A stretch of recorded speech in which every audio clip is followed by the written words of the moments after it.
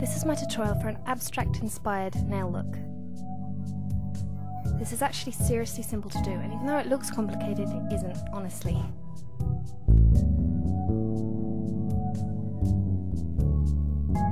So firstly, you're going to need a red nail varnish. I'm just using an ordinary red nail varnish which I bought in my local pound shop. Yes, I know, I really like that shop.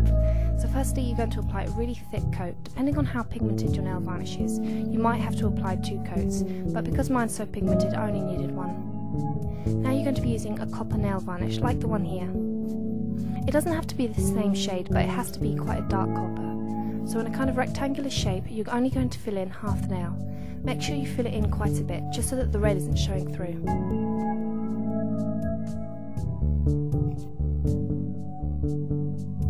You must be neat on this one. Make sure that the edges are filled in and that there's absolutely no red where the copper should be.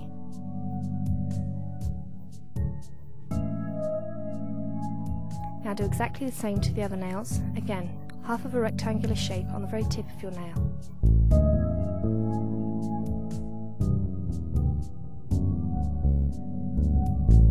Now we're going to be using a gold nail varnish.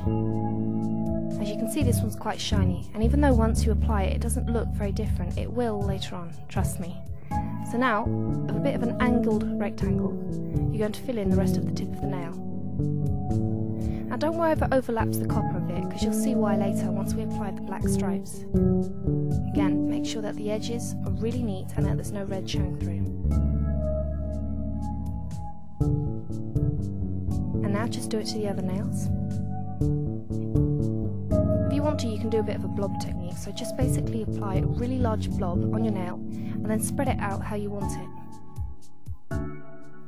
Now the black nail polish. Obviously make sure that you waited for your nails to dry before you do this. So my black nail varnish. Now, making sure that there's no blobs on the brush, just going to do 3 stripes, 1 down the middle,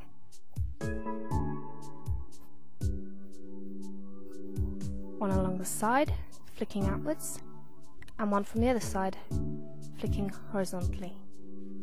Now you do the same to the other nails. Down the middle,